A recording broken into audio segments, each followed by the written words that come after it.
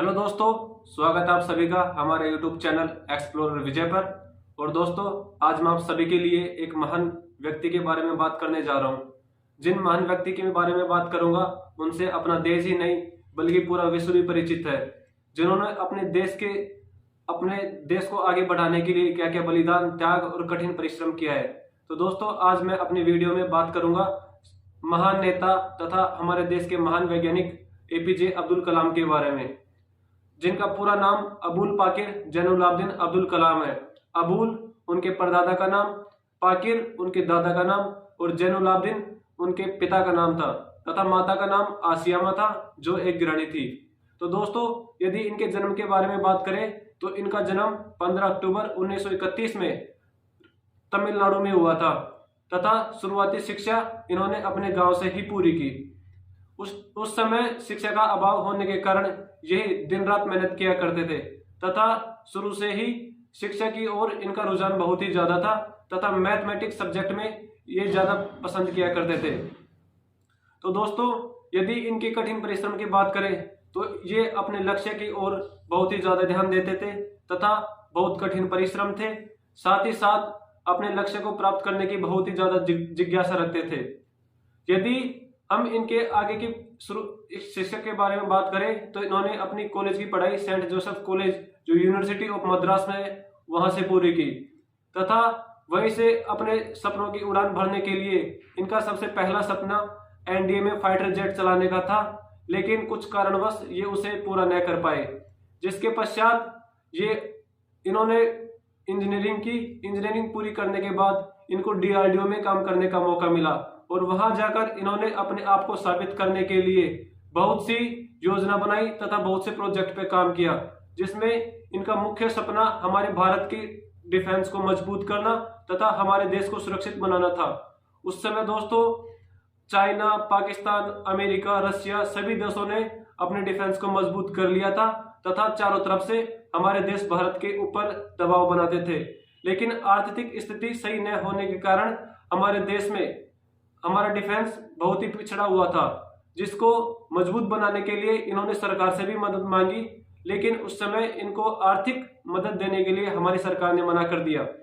उसके बाद इन्होंने कुछ फंड से तथा कुछ प्राइवेट कंपनी से कुछ पैसे जुटाए और तथा अपने भविष्य को आगे बढ़ाते हुए तथा अपने लक्ष्य को पूरा करते हुए इन्होंने सबसे पहले पीएसएलवी की प्रोजेक्ट पर काम किया, जो पोलर सैटेलाइट लॉन्च व्हीकल।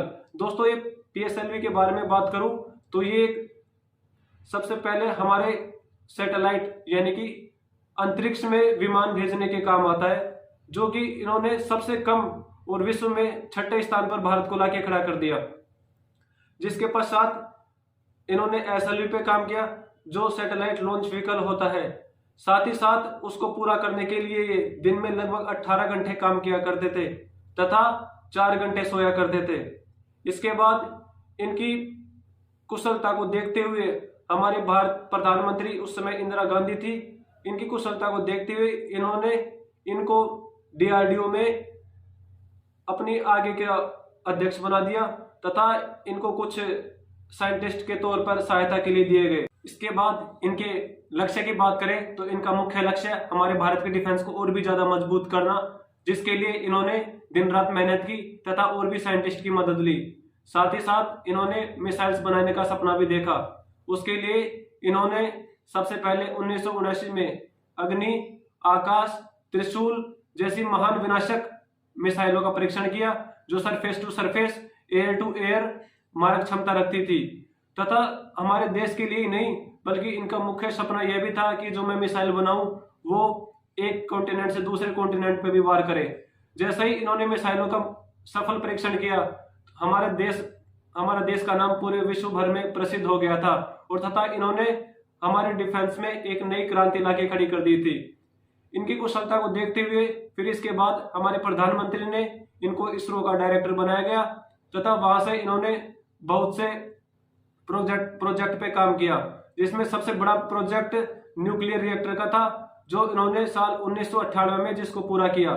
दोस्तों, न्यूक्लियर रिएक्टर जो देश को सबसे आगे बनाना तथा डिफेंस को सबसे ज्यादा मजबूत करने में काम आता है।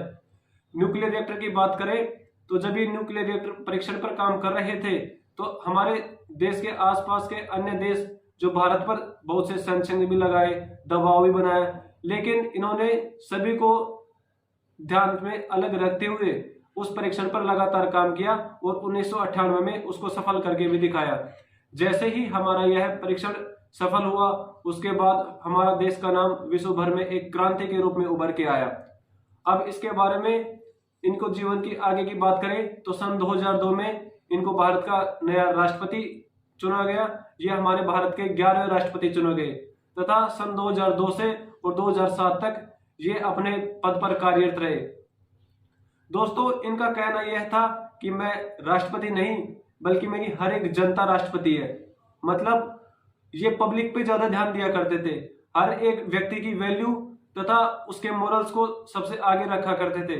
इसी वजह से आज ये सभी के लोकप्रिय है तथा सभी के दिलों पर राज करते हैं।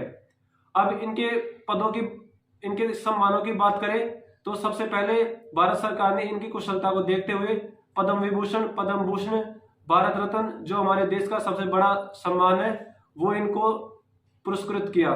साथ ही साथ ये भारत में ही नहीं बल्कि विश्व में भी सबसे प्रसिद्ध तथा महान वैज्ञानिक हुआ करते थे। इसी वजह से रशिया, अमेरिका, स्विट्जरलैंड जैसे बहुत सी देशों ने इनको अपने देश में बुलाकर इनको अपने देश का सबसे बड़ा पुरस्कार से सम्मानित किया। दोस्तों, बात करें जो स्विट्जरलैंड डिफेंस के मामले में सबसे आगे है, लेकिन फिर भी इनको स्विट्जरलैंड ने अपने देश में बुलाकर अपने देश का सबसे बड़ा सम्मान से पुरस्कृत किया। इसके बाद मैं बात करूं तो सन 2007 में इनको फिर से राष्ट्रपति बनने का मौका दिया, लेकिन इसके लिए उन्होंने डिसीजन देने के लिए कुछ समय मांगा और तथा 2 दिन बाद इन्होंने उस मौके को ठुकरा दिया तथा इनका सबसे बड़ा सपना विद्यार्थियों को पढ़ाना था, जिसकी वजह से इन्होंने इस मौके को ठुकरा दिया और उसके बाद ये अनेक यूनिवर्सिटीज में जाकर बच्चों को पढ़ाने लगे। तो दोस्तों, इसके बाद मैं इनके किताबों की बात करूं तो इनकी किताबें आज पूरे विश्व भर में प्रसिद्ध हैं तथा महान वैज्ञानिक भी इनकी किताब पढ़कर आगे बढ़ते हैं। इनकी किताबों में देखें तो विंग्स ऑफ फायर, इंडिया 2020 तथा द टर्निंग पॉइंट जो हमारे विश्व में सबसे ज्यादा प्रसिद्ध हैं। यदि हमारे देश में अब्दुल कलाम ना होते तो आज हम इस शिखर पर ना बैठे होते। और दोस्तों, यदि आपको इनके बारे में और भी ज्यादा जानकारी चाहिए तो सन 2011 में बनी फिल्म आई एम कलाम, जिसमें इनकी पूरी बायोग्राफी तथा इनके जीवन का कठिन परिश्रम साफ साफ शब्दों में उकेरा गया है। दोस्तों, इसके बाद ये बहुत सी यूनिवर्सिटीज में जाकर अपनी शिक्षा दिया करते थे तथा 27 जुलाई सन 2015 में ये शिलोंग की एक यूनिवर्सिटी में भाषण देते हुए बेहोश हो गए। उसके पश्चात इनको आईसीयू में भर्ती करवा दिया गया तथा आईसीयू में भर्ती कराने के 2 घंटे बाद ही इनको मृत घोषित कर दिया गया।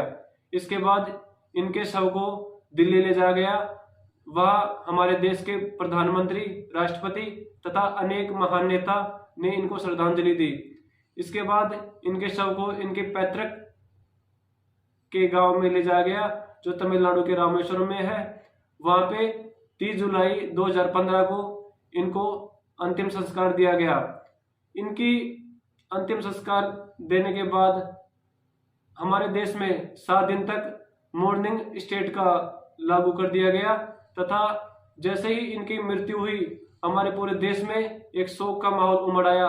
हमारे देश में ही नहीं बल्कि विश्व भर के नेता ने भी इनके शोक दिया। जैसे कि बात करें United kingdom of America, Russia, China, Japan, अनेक देशों ने इनकी मौत पर शोक प्रकट किया। दोस्तों, यहीं से मैं अपनी वीडियो को खत्म करने जा रहा हूँ। आपको मेरी वीडियो कैसी लगी कमेंट में जरूर बताएं तथा चैनल को ज़्यादा से ज़्यादा सब्सक्राइब करें और वीडियो को शेयर करें। धन्यवाद। जय हिंद, जय भारत।